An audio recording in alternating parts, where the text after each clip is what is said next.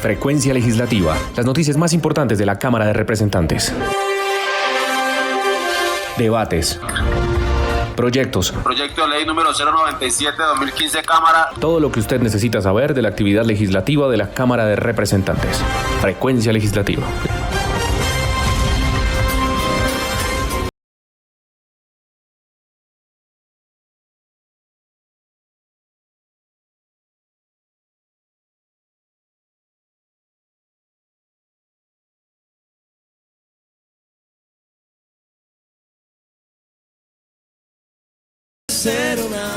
Esta canción con la que abrimos hoy nuestro programa lleva por título Escucha crecer una flor, del grupo Equimosis, una banda de rock colombiano en la que tuvo sus inicios nuestro cantante Juan Esteban Aristizábal.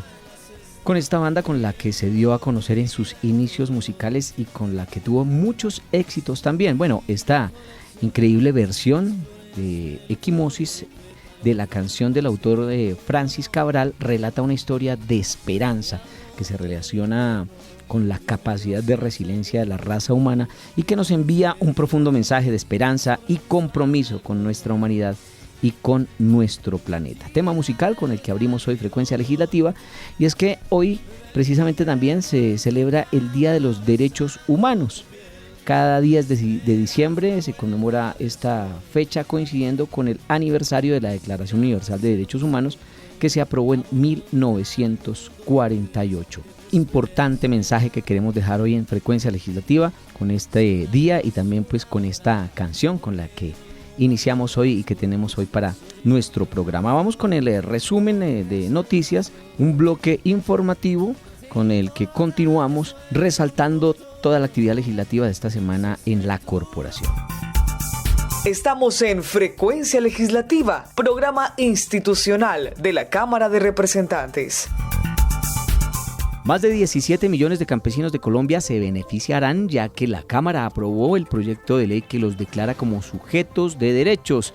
La iniciativa busca, entre otras cosas, disminuir el 30% de la pobreza en la que viven nuestros labriegos. Información con Claudine Roca. El proyecto tiene como objeto reconocer a los campesinos como sujetos de derecho y buscar establecer un efectivo vinculante a la Declaración de las Naciones Unidas sobre los derechos de los campesinos y otras personas que trabajan en las zonas rurales. Así lo expresó el ponente del proyecto, representante Eduardo Giovanni Sarmiento del Partido Pacto Histórico. Se abre por fin un espacio para hablar del campesinado como sujeto de derechos, porque antes solo se hablaba de trabajadores agrarios, reconociendo que el papel del campesinado ya no es solo productivo, solo producción de alimentos, sino que también es cultural, social, ambiental, económico.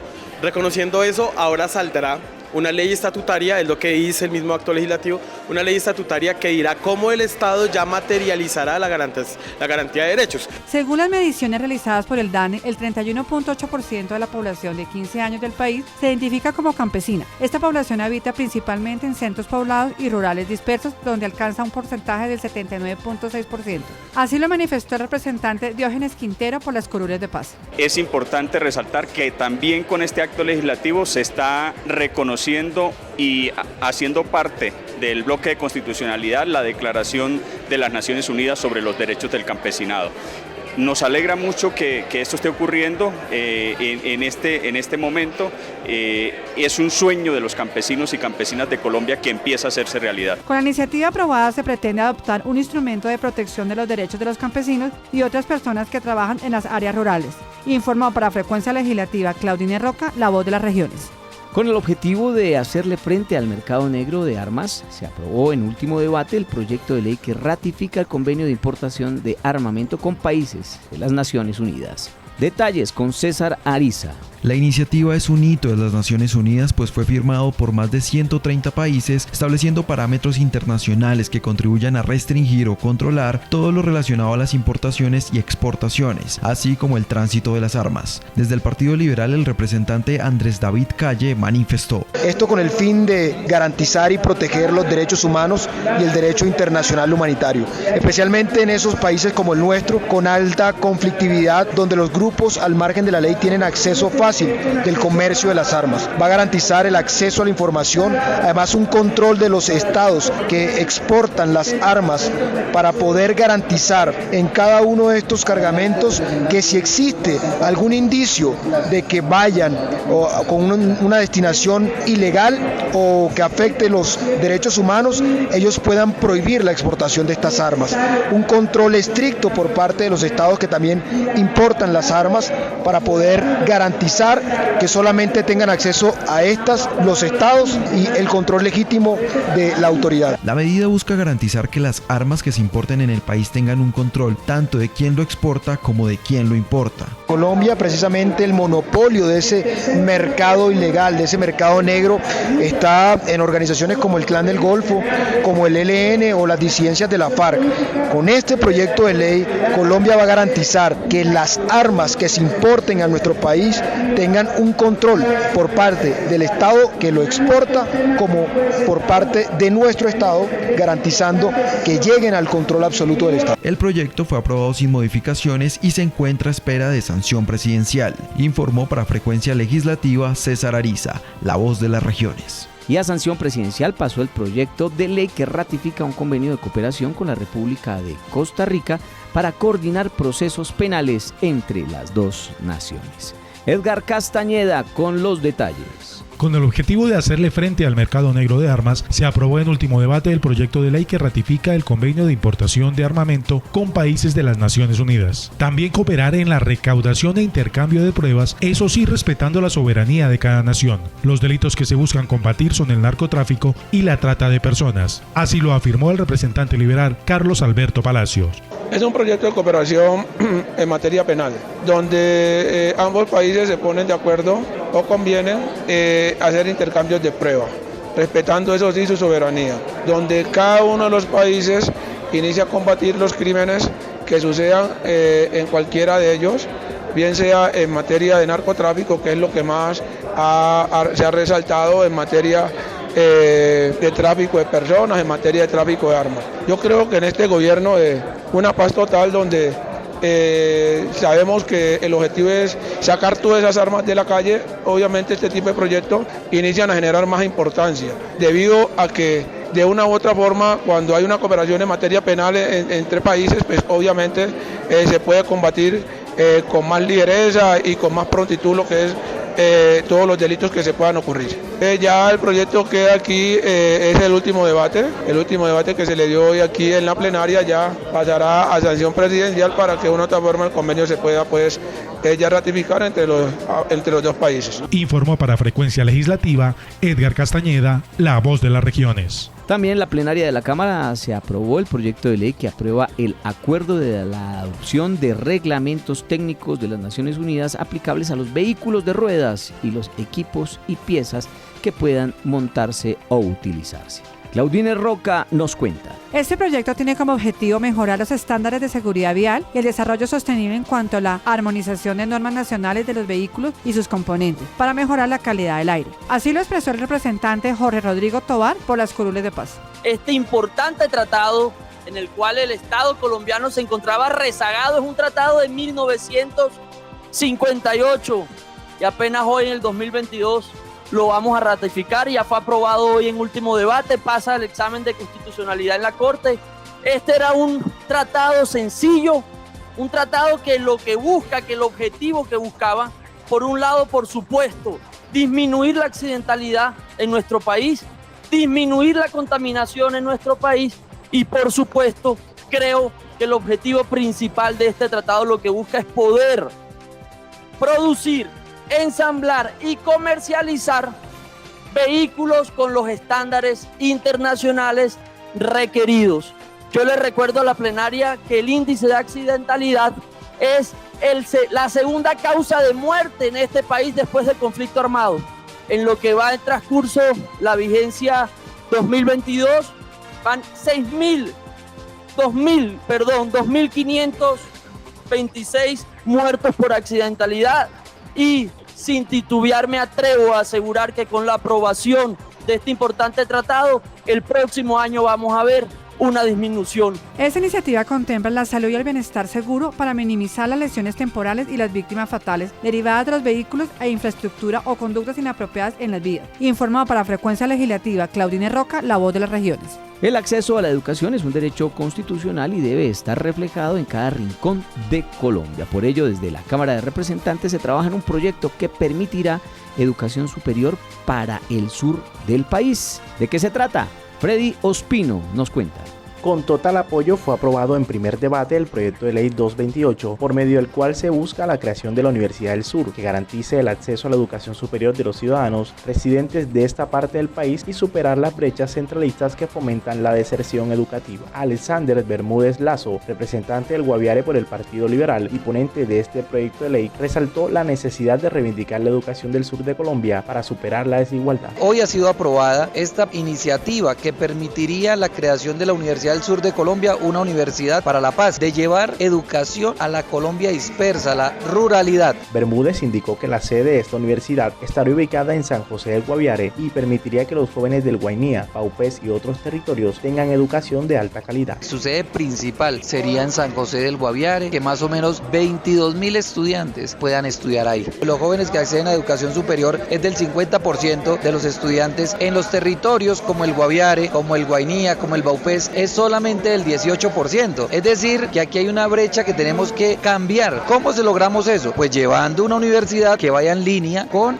nuestra geografía, con nuestra idiosincrasia. Este proyecto de ley, que cuenta con el apoyo del Gobierno Nacional para la consolidación de la paz total, pasa a segundo debate para continuar su trámite hasta su aprobación final. Informó para Frecuencia Legislativa Freddy Ospino, La Voz de las Regiones. Resaltar el papel fundamental de las y los deportistas del país es la meta de uno de los proyectos de ley discutidos y aprobados en la Comisión Segunda de la Cámara de Representantes.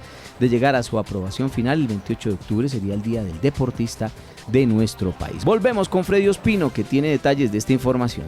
A segundo debate pasó el proyecto de ley 256 de 2022, por medio del cual se instaura el 28 de octubre como el Día Nacional del Deportista Colombiano, como una forma de reivindicación de las distintas disciplinas que han permitido el reconocimiento de Colombia como potencia deportiva. Chadorín Hernández, representante por Bolívar del Pacto Histórico, sustentó la importancia de este proyecto de ley, señalando que integrará aspectos de cumplimiento y acompañamiento del Estado con respecto a los derechos de los deportistas. El proyecto para el Día Deportista consiste en que todos los 28 de octubre de cada año aquí en el país sea reconocido como el Día Nacional del Deportista y a su vez se pueda revisar cuáles son los niveles de cumplimiento que se tiene en las distintas entidades del Estado en relación con los beneficios que el país le ha otorgado a estas grandes gestas deportistas del país. Chadorina recordó además la razón por la que fue elegido el 28 de octubre como la fecha representativa de esta iniciativa legislativa. Va a ser los 28 de octubre porque es la fecha en que Antonio Cervantes Quipambelé se coronó campeón mundial y nos enseñó a ganar. Es el único deportista de Colombia que se encuentra en el Hall de la Fama, por lo tanto vamos a tener esa posibilidad de en esa fecha poder homenajear a los deportistas y poder revisar su nivel de cumplimiento con los beneficios que se le ha otorgado en el país.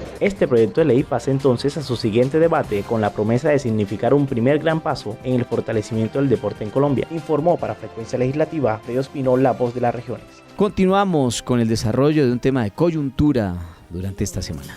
Escuchas que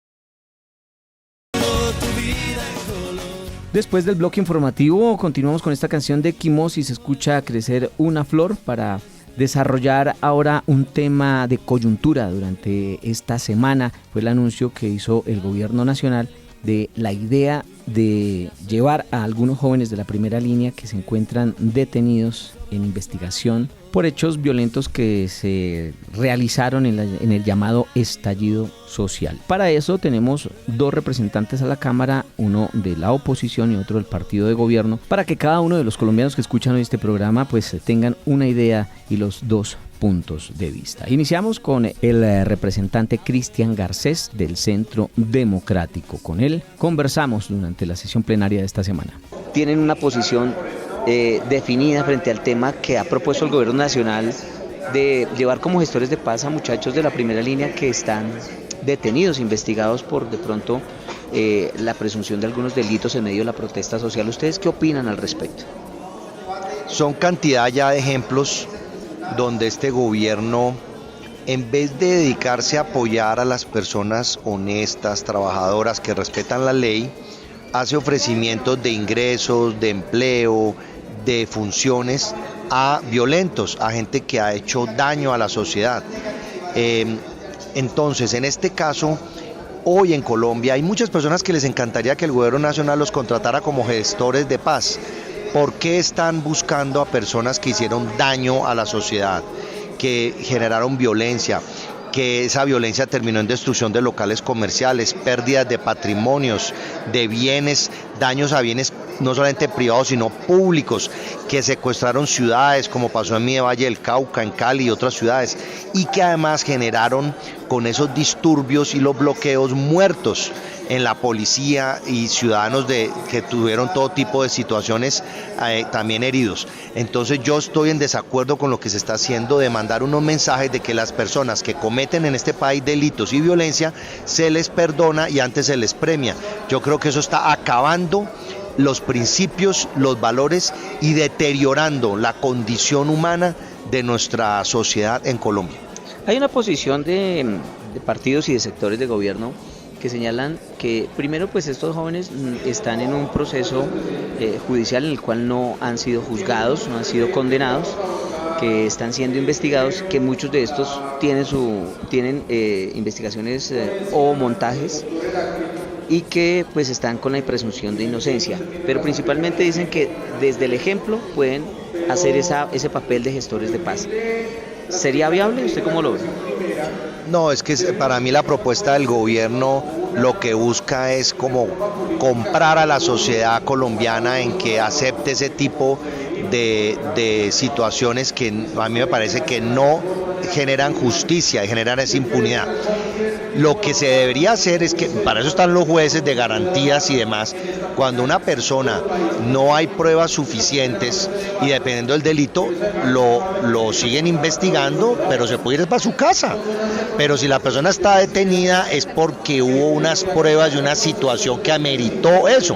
¿Y qué hace el presidente de la República violando la división de poderes en Colombia y presionando también desde el Congreso a congresistas a que liberen a personas que han sido acusadas por fiscales y que están siendo judicializadas?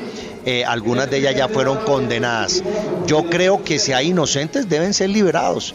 Yo creo que si hay personas que pueden desarrollar defenderse desde la casa, pero los que tengan méritos para estar en este momento encarcelados, pues deben estarlo ahí. Aquí también hay un tema de fondo, es que recordemos que el pacto histórico y Petro se benefició del paro y después los bloqueos, hicieron política con ellos, muchos de estos jóvenes fueron instrumentalizados, usados para los bloqueos. Recordemos que hubo congresistas hoy que en el pasado fomentaron todo esto, entonces lo que están haciendo es deliberar a personas que las usaron para ganar las elecciones en el Congreso y la presidencia, y yo creo que ese es el afán que tiene el pacto histórico de violar la ley y la división de poderes en nuestro país. Bueno, representante, se ha dicho por otro lado que esta figura se ha utilizado con otros grupos al margen de la ley en otros gobiernos, y por qué no usarla ahora. ¿Qué dicen ustedes? ¿Cuál figura? ¿La de gestores de paz? Ajá, sí. No, es que yo creo que cualquier persona debe ser gestora de paz, pero a mí me parece que está equivocado que una persona que está siendo investigada, judicializada por actos violentos, se le diga entonces que puede quedar libre porque ahora va a ser gestora de paz. No, para la cárcel, paga por sus delitos. Estando en la cárcel puede desarrollar labores de educación, de trabajo, servicio social y disminuir las penas, pero es que no pueden interferir el proceso judicial. Recordemos que hay impunidad en lo que hubo los bloqueos. Solamente en Cali hubo un policía que torturaron, lo mataron y lo tiraron al río Cauca. Recordemos los locales y los bienes públicos y privados destruidos. Recordemos la policía también que fue abusada sexualmente. Entonces todo eso que va a quedar en la impunidad y con gestores de paz como premio, yo no estoy de acuerdo en eso. Bueno, representante Cristian Garcés, gracias por su opinión. Bueno, para lograr la paz en Colombia necesitamos justicia. No puede haber impunidad y el gobierno debería estar del lado de las personas honestas, no de los que han cometido crímenes. Gracias, representante. Bueno, esta era la posición de una representante de la Cámara de la oposición. Vamos a escuchar la conversación que sostuvimos ahora con el representante Gabriel Parrado del Pacto Histórico. Él también presenta su punto de vista ante esta situación. Representante, se ha hablado en estos días de llevar a algunos jóvenes de la primera línea que están siendo investigados, que están detenidos, a ser gestores de paz. Se ha criticado mucho por un sector político del país este tema. ¿Usted qué dice al respecto? Bueno, en gobiernos anteriores se ha practicado con esta misma figura. Se han tomado personas que han estado en algún momento al margen de la ley, perteneciendo a algunos grupos, tratando de luchar contra el sistema. Sin embargo, hoy que se trata de hacer y practicar esta misma estrategia que está contemplada en la ley, hay algunas personas que se oponen a este proceso como tal. ¿Por qué se critica? Porque la gente juzga si esas personas que estuvieron en algún tipo de manifestación, que posiblemente sean inocentes, esas personas son juzgadas por la sociedad y especialmente por algunos partidos políticos y también por algunos medios de comunicación. En este país se dice que nadie es culpable hasta que no ha sido vencido en juicio. La mayoría de esos muchachos se les ha violado el debido proceso, se encuentran lo conozco de primera mano, están en unas circunstancias como están todas las personas que están en los centros carcelarios en unas condiciones infrahumanas. Creo que ser gestor de paz es una buena estrategia que quiere aplicar el presidente de la República, Gustavo Petro, para que a través del testimonio, a través de algunas metodologías, la gente entienda cómo podemos convivir, cómo podemos desarrollar unos modos de vida que nos permita a todos vivir en paz. ¿Cómo se logra, por ejemplo, no digo que soy profesor, que las personas no entren en la dimensión, por ejemplo, de la drogadicción? Pues llevando un drogadicto que ha vivido el problema como tal y que lo ha sufrido. ¿Cómo se habla de los procesos de paz?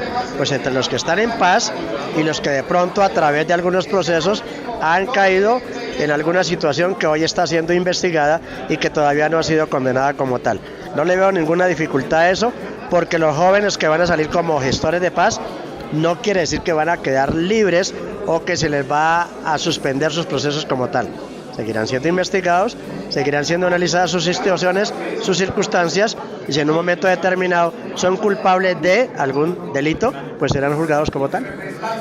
Representante, se ha dicho que precisamente esta primera línea no es un movimiento que ha sido conformado como un grupo guerrillero o como otros grupos a los que sí se les podría aplicar esta ley. ¿Sería posible entonces, si no son grupos, aplicar esta ley? Y lo otro, pues ¿sí sería factible o beneficioso para el proceso de paz que estos muchachos sean gestores de paz? Primero, sí hay un pequeño vacío en la ley al determinar que son solamente grupos que han estado al margen de la ley, valga la redundancia. En este momento algunas personas han querido vincular a los muchachos de la primera línea con los grupos como el ELN, como la FARC y como otros grupos, situación que no es real. Entonces habría que mirar cómo se hace la interpretación correcta de la ley para que estos muchachos sean gestores de paz. Y segundo, yo sí lo veo bien, o sea, familiares nuestros o amigos nuestros perteneciendo, por ejemplo, yéndome a otra dimensión, a grupos de alcohólicos anónimos. ¿Quién le habla a la gente de que no consuman alcohol? El que ha vivido el problema. Sí. Estos gestores de paz tendrán que decirle a los jóvenes, a los muchachos de los colegios, de las universidades, a la gente en los barrios, en las comunas, que hay que evitar tratar de meterse en algunas situaciones, porque cuando uno se da cuenta está metido sin haber estado allí como un líder en un proceso que al final terminó con un delito. Y a lo mejor, no repito, no soy juez, no cometieron ninguno, pero hoy están inmersos en esos procesos sin ser culpables, siendo inocentes, y ellos tratarán de contarle a la gente qué hay que evitar, especialmente a los jóvenes, cuando se va a una protesta. Yo fui profesor 27 años, 6 meses, 5 días. Asistí a cualquier cantidad de protestas, Villavicencio, Bogotá, caminamos 3, 4, 5 veces, estuve en la Plaza de Bolívar muchas veces, pero jamás participé en un acto violento. O sea, sí se puede protestar, sí se puede reclamar los derechos, que además están contemplados en la Constitución Política de Colombia, sin incurrir y sin dejarse llevar por la emoción o por la pasión a actos que después tenemos que lamentar. Bueno, representante, muchas gracias por sus opiniones. A ustedes muchas gracias, una feliz Navidad y un próspero año, y tratemos de vivir en sana paz. Bien, ahí estaba la posición del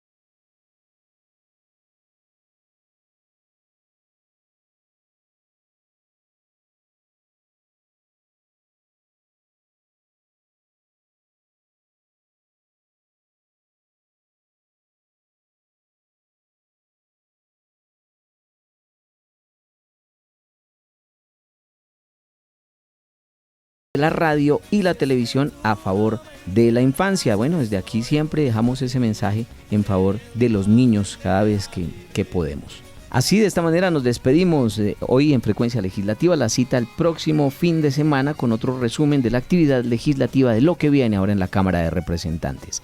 En la parte técnica estuvo Sergio Murcia, todo el equipo periodístico de Frecuencia Legislativa, quien les habla, John Contreras. Frecuencia Legislativa, programa institucional de la Cámara de Representantes.